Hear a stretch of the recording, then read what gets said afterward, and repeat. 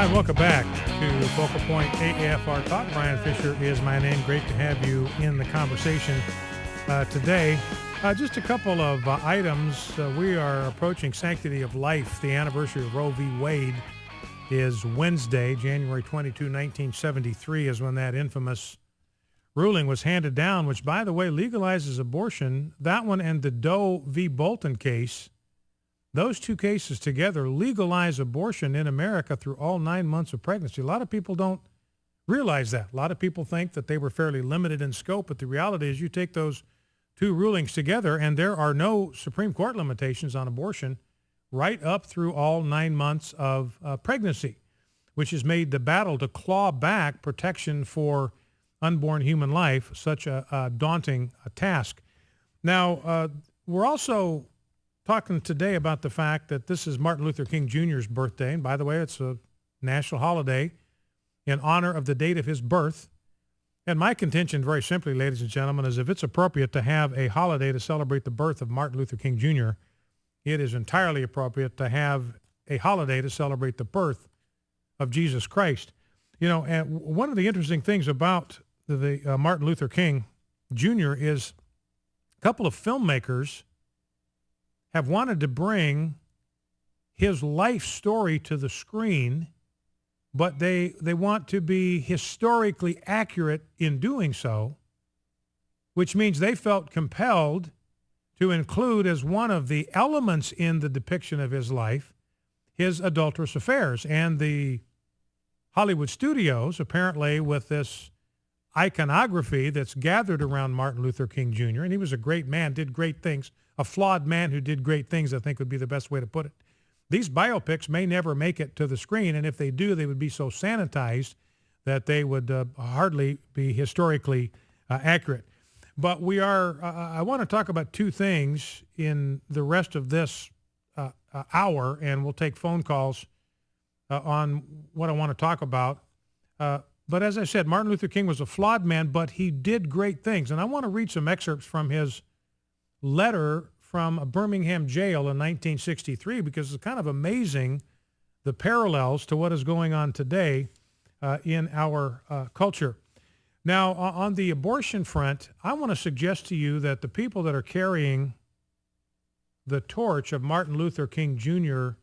today are pro-life demonstrators, sidewalk counselors, those that are carrying the banner of the sanctity of human life in the public square. They are the ones that are carrying forward the torch and the banner of Martin Luther King Jr. today. They are the true civil rights activists of our day. If there is a civil rights issue of our day, it is the right to life for the unborn from the moment of conception. Now, the Radiance Foundation, we've had Ryan Bomberger. He heads this organization up. We've had him on this program before. They issued a press release today, and you might have seen this over the weekend. The governor of New York basically told pro-lifers, you're not welcome in New York. His exact words is, there is no place for you in the state of New York. There's no place for you. If you believe in the family, if you believe in the Second Amendment, if you believe in the sanctity of human life, there is no place for you in New York. Now, he's tried to finesse that and nuance that and walk that back in some way, but there is on the part, and this is the chief elected official in the state of New York, an absolute hostility, utter hostility, just like Bull Connor. I mean, Governor Cuomo is no different than Bull Connor. Remember, Bull Connor was the mayor of Birmingham, and he was the one that sicked the dogs and the fire hoses on those that were protesting in public, peacefully, nonviolently, protesting on behalf of the civil rights of the oppressed. Well, Governor Andrew Cuomo is the Bull Connor of our day. He's saying to pro-lifers, you have no place in the state of New York. Just like Bull Connor said, I don't want you in Birmingham. I don't want you in my city. I don't want you in my state. That's what Governor Cuomo's saying.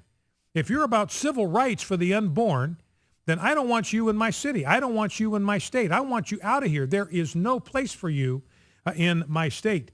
And what the Radiance Foundation pointed out, you talk about what's going on in the city of New York when it comes to civil rights of the unborn.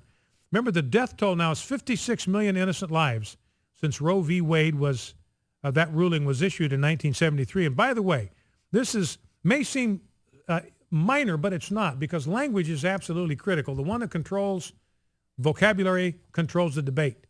Do not ever let somebody lie to you and tell you that Roe v. Wade is the law of the land.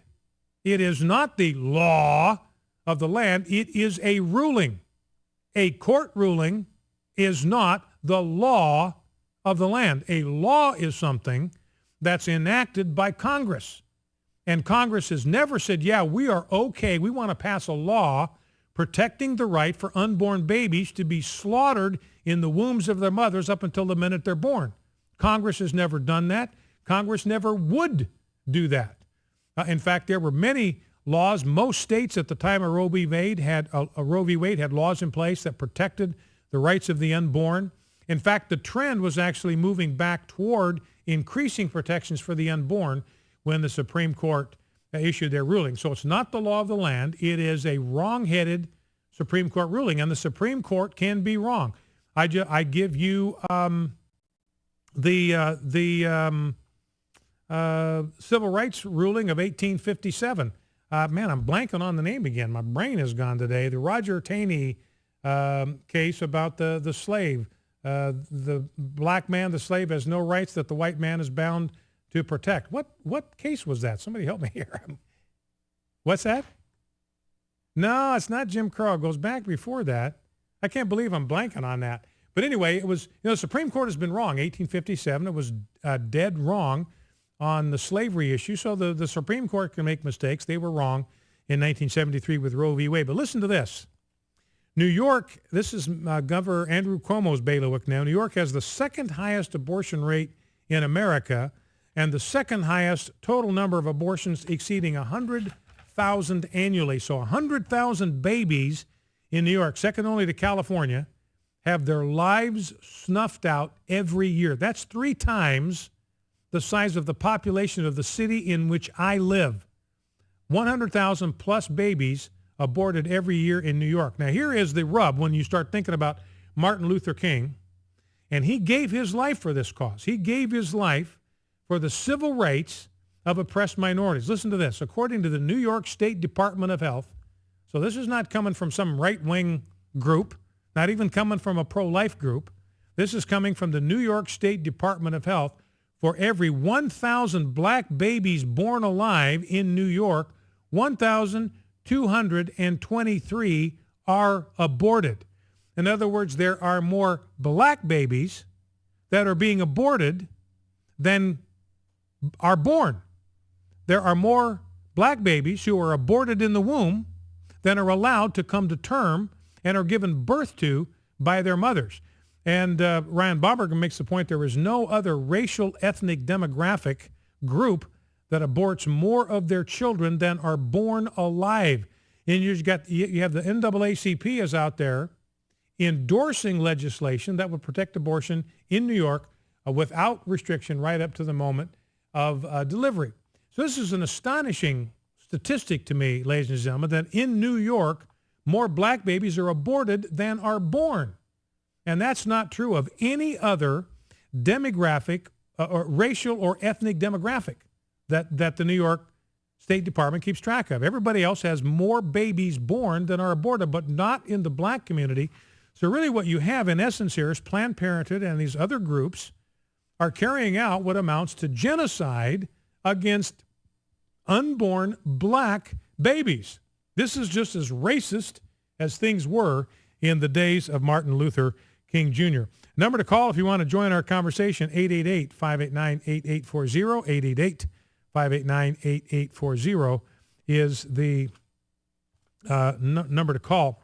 And, you see over and over again where state authorities will bend over backwards to protect this practice. I'm looking at a story on One News Now. That is our news service out of Chicago. And there is a clinic there called the Women's Aid Clinic. And we saw this happen with Gosnell in Philadelphia. His clinic, it had not been inspected in something like 15 years, primarily because a Republican governor Tom Ridge, suspended the legally required inspections of abortion clinics. They're medical clinics, they're medical facilities. Surgical procedures are performed there. There was a law that required them to be inspected. And the prior governor, Bob Casey, who was a Democrat, he saw that these inspections were done. When Tom Ridge, who was a pro-abortion, a pro-death Republican, when he became governor of Pennsylvania, he suspended all that. I don't want these inspections done. Well, when they finally got around to inspecting Gosnell's clinic, it was a shop of horrors. And the same thing happened to the Women's Aid Clinic in Chicago. It was inspected for the first time in 15 years in 2011. And what inspectors discovered was horrific. A medical facility not even held to the same standards as a veterinarian's clinic. In other words, you wouldn't take your dog to this Women's Aid Clinic in Chicago. And because of these gross negligence in maintaining professional standards and hygienic standards, this abortion clinic was fined $36,000. So what the abortion clinic did is they closed down, they changed the name, one letter or one word in the name of their clinic. They closed down their bank account after they opened up a new account in the name of this renamed clinic, transferred all the money to this new account, and left the account for the original women's clinic in place with $77 in it. They've got this renamed clinic. They've got a new bank account under a different name going on over here. They left in place the bank account in the name of the original clinic. So the judge says, look, you owe the court $36,000. And they say, Your Honor, we only have $77 in the account. The judge says, okay, cough up the $77 and we will consider it even. Meanwhile, the abortuary continues to operate under a different name and with a renamed bank account.